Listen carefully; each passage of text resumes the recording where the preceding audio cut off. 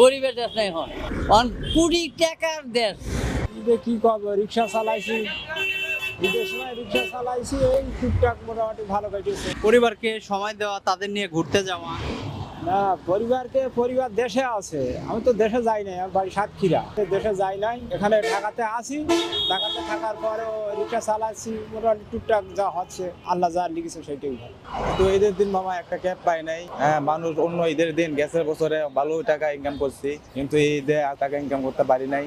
তো বাইরেছি সারাদিন ঘুরছি কাইল্লা, এমনি তো 1000-1500 গ্যাসের ঈদে পাইছি, কিন্তু ঈদে পাই নাই, তাই দেশেও যাইতে পারি নাই। তাই কি করবো, টাকা দরকার, দেশে ঋণ আছে, এই জন্য দেশে ফ্যামিলির সময় দিতে পারি নাই। আর প্রতিবন্ধী তো বাড়িয়ে গেছে ওটু, যেন ওদের জন্য আর আমাদের পায়ের গাড়ি ক্যাব নাই। সারাদিন তো গাড়ি বসে রয়েছি, ক্যাব নাই, কিনো নাই, কি করবো, যেহেতু আছে গাড়ি বাড়িতে হবে। অবস্থা ভালো না আমার।